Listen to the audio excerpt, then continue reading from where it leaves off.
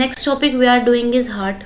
ठीक है, हार्ट जो टॉपिक है इसमें हम पढ़ेंगे कि हार्ट जो है, हार्ट इज एन ऑर्गन जो बीट करता है कॉन्टिन्यूसली। बीट मतलब धड़कता है कॉन्टिन्यूसली, ठीक है, पंप की तरह। इसे पंपिंग ऑर्गन भी बोलते हैं। इसे क्या बोलते हैं? पंपिंग ऑर्गन भी बोलते हैं। हार्ट को क्या बोलते हैं? Pumping organ. ठीक है, ट्रांसपोर्ट करता है, पंप करता है, मोटर की तरह काम करता है। जैसे मोटर पानी को पंप करती है ना, वैसे ये ब्लड को पंप करता है। ठीक है, कैरी करता है सब्सटेंस। ब्लड जो होता है वो क्या करता है? सब्सटेंस को कैरी करता है थ्रू आउट द बॉडी जब हार्ट उसे पंप करता है। ठीक है, बिना स्टॉपे, बिना रुके हमारा हार्ट काम करता है। ठीक है, अगर हार्ट रुक जाता है तो that means we are dead. ठीक है, चेस्ट में होता है हमारी।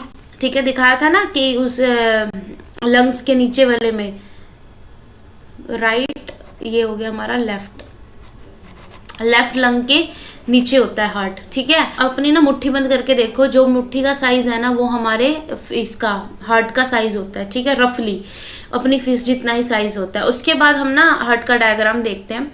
हमारे पास हार्ट के डायग्राम में यहाँ देखो, जो चीजें याद करने की हैं वो है ये 4 चैम्बर होते हैं। कौन से चैम्बर होते हैं? 4 चैम्बर होते हैं। ये 4 चैम्बर है। ठीक है, ये 4 चैम्बर है। ये होता है हमारा, ये वाला करता है डीऑक्सीजनेटेड ब्लड। कौन सा? Deoxygenated blood. डीऑक्सीजनेटेड ब्लड कौन सा होता है?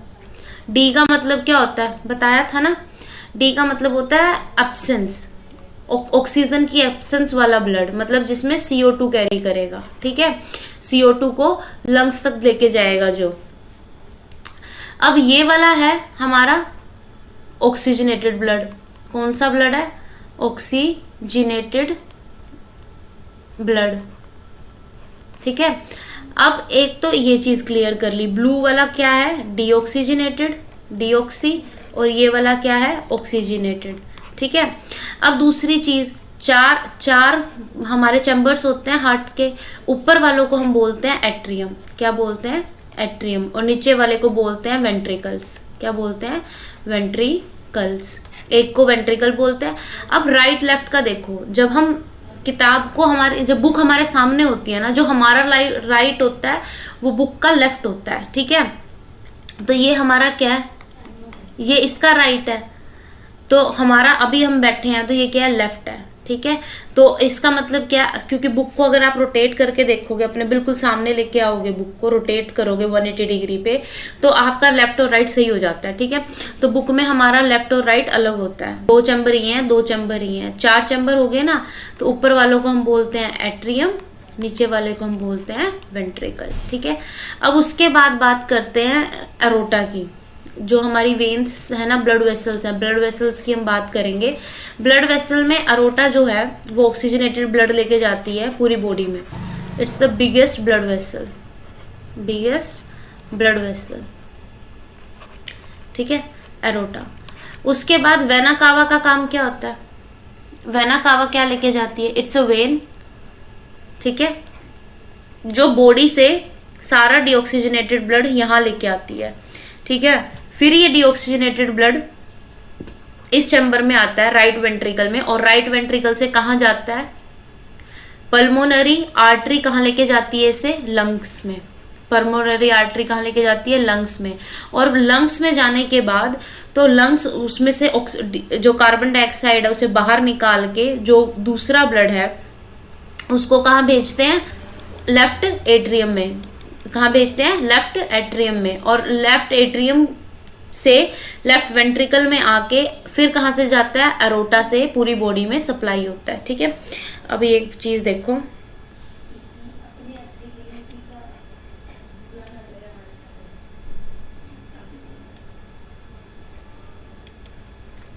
ये हमारा हार्ट है, ये हमारे लंग्स है। ठीक है, ऐसे समझते हैं। ये वाला पार्ट क्या है? एट्रियम। ये वाला पार्ट क्या है? वेंट्रिकल। ठीक है, यहाँ इनमें क्या, कौन सा ब्लड है और इसमें कौन सा ब्लड है? इसमें ब्लड है ऑक्सीजनेटेड। ठीक है, ऑक्सीजनेटेड ब्लड है। और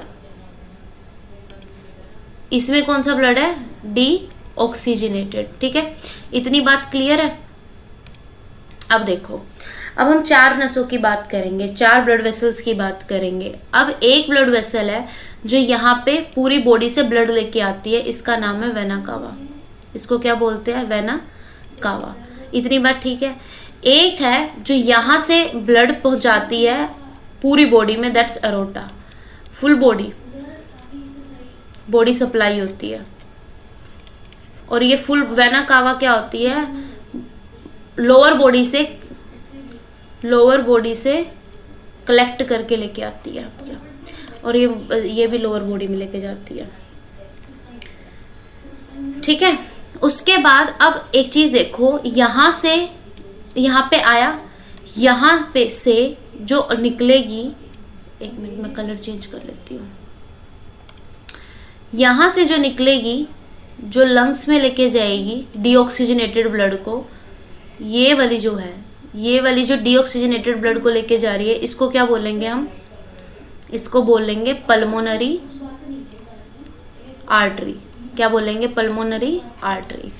अब यहाँ से जो ऑक्सीजनेटेड ब्लड लेके एट्रियम में आएगी लेफ्ट वाले में, उसको क्या बोलेंगे हम?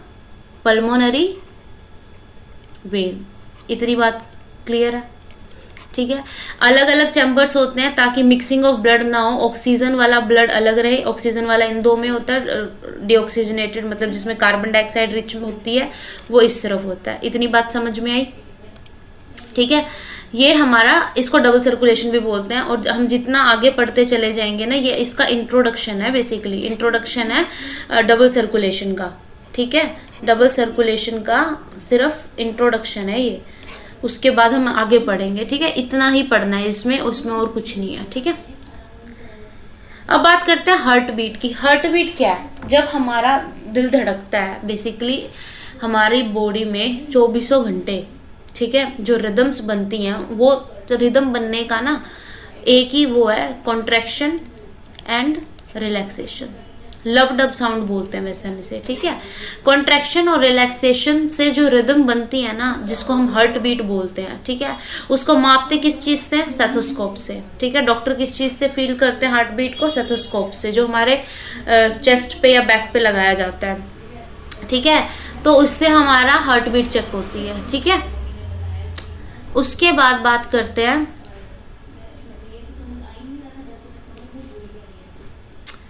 Rhythmic beat of various chamber. जो रिदमिक बीट्स है ना, वो क्या करती है? चैम्बर्स का ब्लड सर्कुलेशन को मेंटेन रखती है, ठीक है, ट्रांसपोर्ट करती है डिफरेंट पार्ट्स में बॉडी के।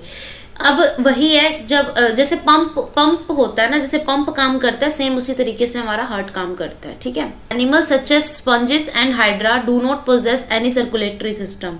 इनमें कोई सर्कुलेटरी सिस्टम नहीं होता। जो वाटर होता है ना, जिसके अंदर ये रहते हैं, वो water they live, the water in which they live, वही वाटर इनको क्या देता है? फूड और ऑक्सीजन देता है इन पूरी बॉडी को, ठीक है। वाटर क्या करता है? वेस्ट मटेरियल को कैरी करके ले जाता है, कार्बन डाइऑक्साइड को मूव कर देता है, और उसके वजह से इनको क्या है? सर्कुलेटरी सिस्टम फ्लूइड की जरूरत नहीं होती, ठीक है, लाइक ब्लड। उसके बाद excretion in plants, excretion in animals देखेंगे हम, बल्कि इसमें भी क्या है? इंट्रोडक्शन ही देख रहे हैं हम एक्सक्रीटरी सिस्टम का। हमारी बॉडी से जब कार्बन डाइऑक्साइड रिमूव होती है, वो होती है एक्सहेलेशन के थ्रू, ये भी वेस्ट है, ठीक है। अब इजेशन, जो हमने कहा था ना, इजेशन, अनडाइजेस्टेड फूड का रिमूवल को क्या बोलते हैं? इजेशन। ये हमने पढ़ा था डाइजेस्टिव सिस्टम जब पढ़ा था, ठीक है। वेस्ट मटेरियल इजेशन से रिमूव हो जाता है, जो सॉलिड वेस्ट होता है। अब बात करते हैं हम जब हर सेल अपना परफॉर्म कर रहा है फंक्शन, तो कुछ सर्टेन वेस्ट है जो रिलीज होते हैं, टॉक्सिन्स है हमारी बॉडी में जो रिमूव करने की जरूरत होती है। उस पूरे प्रोसेस को हम क्या कहते हैं? एक्सक्रीशन। टॉक्सिन्स को रिमूव करने के प्रोसेस को कहते हैं एक्सक्रीशन, और इस पूरे पार्ट में क्या इन्वॉल्व होता है? एक्सक्रीटरी सिस्टम बनता है इस पूरे पार्ट में, ठीक है। एक्सक्रीटरी सिस्टम है क्या? जो हमारी किडनीज जो वर्क करती हैं, वही एक्सक्रीटरी सिस्टम है। पहला पॉइंट ये देखो, इसमें एक मैकेनिज्म है टू फिल्टर द ब्लड। जो ब्लड है, यहाँ पे ना नेफ्रॉन्स नहीं बना के दिखा रखे, वरना ऐसे नेफ्रॉन का स्ट्रक्चर कुछ ऐसा होता है, ठीक है। इसे कलेक्टिंग डक्ट बोलते हैं, जस्ट समझ लो तुम बस एक बार, ठीक है। यहाँ पे क्या होता है? ये छलनी की तरह होता है नेफ्रॉन, जो किडनी में प्रेजेंट होता है, किडनी की सिंगल यूनिट का नाम नेफ्रॉन है। जैसे हमारे नर्वस सिस्टम में न्यूरॉन्स होते हैं, ऐसे किडनी में नेफ्रॉन्स होते हैं। जैसे डाइजेस्टिव सिस्टम में एब्जॉर्प्शन के लिए विलाई होती है, ऐसे फिल्ट्रेशन के लिए नेफ्रॉन्स प्रेजेंट होते हैं बॉडी में, ठीक है, किडनी के अंदर। तो बहुत thousands of millions of nephrons होते हैं हमारी बॉडी में, फिल्टर करते हैं। इसमें क्या होता है, ये फिल्टर करता है। जब ये फिल्टर करता है तो इसमें से क्या होता है, फिल्टर होके कुछ वेस्ट आता है यहाँ पे, ये सब कुछ यहाँ से यहाँ आता है, ठीक है। अब यहाँ पे कुछ एब्जॉर्ब हो जाता है, जो यूटिलिटी वाली चीज़ होती हैं वो यहाँ एब्जॉर्ब हो जाती है, लेकिन जो हमारे लिए टॉक्सिन्स का काम करते हैं वो जाके कलेक्टिंग डक्ट, इसे कलेक्टिंग डक्ट बोलते हैं। अभी लिखना मत, समझ लो सिर्फ, ठीक है, लिखना मत, किसी चीज़ को बुक में काली मत करो, आगे वाली बुक्स में ये सब है, ठीक है। कलेक्टिंग डक्ट, ठीक है, इसे बोलते हैं कलेक्टिंग डक्ट। तो टॉक्सिन्स यहाँ इकट्ठे हो जाते हैं, तो किडनी ऐसे काम करती है, ठीक है। Blood capillaries in the kidney, ये इन्हीं को बोल रहे हैं, ठीक है। The blood reaches to the to kidney, दोनों यूजफुल हैं, ठीक है। तो यूजफुल सब्सटेंस को एब्जॉर्ब कर लेता है ब्लड के अंदर, और वेस्ट सब्सटेंस को यूरिन की फॉर्म में बाहर निकाल देता है, ठीक है। यूरिन कहाँ जाता है, यूरिनरी ब्लैडर के थ्रू, ठीक है। यूरिनरी ब्लैडर के थ्रू हमारा यूरेथ्रा में जाता है, और यूरेथ्रा से पास होकर ओपनिंग से बाहर निकल जाता है, जिसे हम क्या बोलते हैं, यूरेथ्री ओपनिंग, ठीक है। किडनी में अब हमारा ये स्ट्रक्चर है, देखो किडनी में ये हमारी वेसल्स हैं, ठीक है। ये ब्लू वाला हमारा डीऑक्सीजनेटेड ब्लड होता है, और रेड वाला ऑक्सीजनेटेड ब्लड होता है, ठीक है। किडनी है हमारी दोनों किडनीज में से, मतलब जो सेपरेट आउट कर दिया, ठीक है, ऑक्सीजनेटेड और डीऑक्सीजनेटेड। उसके बाद जो टॉक्सिन्स है वो हमारे यूरिनरी ब्लैडर में आ गए, यूरिनरी ब्लैडर से पास आउट होते हुए यूरेथ्रा एंड यूरिनरी ओपनिंग से बाहर चला जाता है टॉक्सिन्स, ठीक है। इस तरह से हमारा एक्सक्रीटरी सिस्टम वर्क करता है, ठीक है। नॉर्मली 1 से 2 लीटर 1.8 लीटर यूरिन 24 आवर में आना, जिसमें 95% तो वाटर होता है, यूरिया होता है, कुछ अदर सब्सटेंसेस होते हैं जो प्रोड्यूस होते हैं, ठीक है। स्वेटिंग भी जो होती है, ठीक है, स्वेटिंग भी क्या करती है, कुछ सॉल्ट्स और वाटर को कंटेन करती है, ठीक है। वो भी एक तरह का क्या है, एक तरीके का वेस्ट रिमूवल ही है। स्वेटिंग भी क्या है, वेस्टेज का रिमूव होना, टॉक्सिन्स का रिमूव होना बॉडी से। इस तरीके से हमारी बॉडी के केमिकल्स रिमूव होते हैं। इसलिए हम क्या, किस चीज़ पे डिपेंड होते हैं, अवेलेबिलिटी ऑफ वाटर पे हम बहुत डिपेंड होते हैं। जैसे एक्वेटिक फिश वगैरह है, ये excrete cells waste is ammonia, ठीक है, जो डिजोल्व हो जाता है वाटर में। some animals like birds, lizards, snakes excrete semi solid, ठीक है। तो यूरिक एसिड, जिसमें कलर्ड कंपाउंड होता है यूरिक एसिड की वजह से, ठीक है। लेकिन हमारा मेजर एक्सक्रीटरी प्रोडक्ट यूरिया की फॉर्म में होता है, ठीक है। समटाइम अ पर्सन किडनी में stop working due to infection और इंजरी, किसी भी तरीके से उसको किसी इंसान की अगर किडनी वर्क करनी बंद कर गई है इन्फेक्शन या इंजरी की वजह से, तो अब क्या होगा, किडनी फेलियर के रिजल्ट आने के बाद वेस्ट प्रोड्यूस जो है वो एक्यूमुलेट होना लग जाता है ब्लड के अंदर, तो वो सर्वाइव नहीं कर पाएगा अनटिल एंड अनलेस उसका ब्लड को हम फिल्टर ना करें। तो अगर हम आर्टिफिशियली फिल्टर करते हैं तो उसे डायलिसिस बोलते हैं, ठीक है। अब देखो, ये ना हमने 6th क्लास की बुक में बहुत बार पढ़ा था कि ब्लड वेसल्स होती हैं प्लांट में, जो लीव्स के फूड को पूरी बॉडी जहाँ पे जरूरत होती है वहाँ तक पहुँचाती है, टिल रूट्स, ठीक है, ब्रांचेज और रूट्स तक पहुँचाती है। और जो रूट वाला सिस्टम है वो लीव्स तक अपना मिनरल्स को पहुँचाता है जो उसको सॉइल से मिलते हैं। The plant take water and minerals nutrient from the soil, soil से लेते हैं, किसके थ्रू लेते हैं, रूट्स के थ्रू, फिर लीव्स को दे देते हैं, यही हमने कहा। लीव्स प्रिपेयर करती हैं फूड ऑक्सीजन को यूज करके और वाटर को यूज करके, उसे फोटोसिंथेसिस बोलते हैं, ठीक है। और ये जो एनर्जी है सेल्स की, जो ब्रेकडाउन होता है ग्लूकोज का, ये सब वाइटल एक्टिविटीज में यूज करते हैं। और ये कहाँ मूव करता है, इनको other part of the body में भी जाता है। तो अब ट्रांसपोर्टेशन है कि वाटर और मिनरल्स का, बेसिकली हम बात कर रहे हैं रूट्स में जो बन रहा है खाना, ठीक है, उसकी बात कर रहे हैं। From the roots water and minerals from the roots. Roots क्या क्या होते हैं? रूट हेयर होते हैं। क्या करते हैं? इंक्रीज करते हैं सरफेस एरिया, एब्जॉर्प्शन का स्पंज की तरह एक्ट करती हैं हमारे रूट्स, ठीक है। एब्जॉर्प्शन एरिया इंक्रीज कर देते हैं मिनरल न्यूट्रिएंट्स का, जो पानी में डिजोल्व हुए होते हैं। अब क्या है कि जो प्लांट है वो पाइप लाइक वेसल्स होती है हमारी, जो ट्रांसपोर्ट करती है वाटर और न्यूट्रिएंट्स को सॉइल से। जो वेसल्स हैं वो स्पेशल सेल्स की बनी होती है, उनको कहते हैं वेस्कुलर टिश्यूज। उनको क्या कहते हैं? Vascular tissue. एक टिश्यू जो है वो स्पेशल सेल से बना होता है, जो उनका स्पेसिफिक फंक्शन होता है। फॉर एग्जांपल ये लीव्स टू रूट की बात कर रहे हैं ना हम, एक वे ये होगा और एक वे ये होगा, लीव्स टू रूट, ये बात ठीक है। हम यही दो पढ़ेंगे। अब जो ये वाली सेल है ये अलग है, ये वाली सेल है जो अलग है, मतलब जो ये वाले टिश्यूज हैं जो रूट टू लीफ लेके जाएंगे ये अलग है, जो लीव्स टू रूट लेके आएंगे ये वाले टिश्यूज अलग है। जैसे हमारी बॉडी में होता है पर्टिकुलर टिश्यूज होते हैं जो उनका स्पेशलाइज्ड फंक्शन होता है एक ऑर्गेनिज्म के अंदर, स्पेशल सेल्स होते हैं, इसमें भी वही है। यहाँ पे जो रूट टू लीव्स लेके जाता है उसे बोलते हैं जाइलम। क्या बोलते हैं? जाइलम। याद कर लेना, इंपॉर्टेंट है। इसको क्या बोलते हैं? फ्लोएम। जो ये जाइलम क्या लेके जा रहा है? वाटर और मिनरल्स को, ठीक है। फ्लोएम क्या लेके जा रहा है? फूड। अब देखो, अगर तुम्हें नहीं याद रहता तो कैसे याद करोगे? फूड और फ्लोएम सेम सेम है, साउंड सेम, फूड और फ्लोएम सेम सेम से है, तो मतलब जो बच गया वो क्या है? जाइलम। और जाइलम क्या करेगा? वाटर और मिनरल्स को मूव कराएगा, ठीक है। और फ्लोएम, फूड कहाँ बनता है? लीव्स में बनता है, तो लीव्स से कहाँ मूव करेगा? रूट्स में मूव करेगा। कौन सा टिश्यू करेगा? फूड से सिमिलर साउंड क्या करता है? फ्लोएम साउंड करता है। ऐसे ऐसे याद कर लो, ठीक है।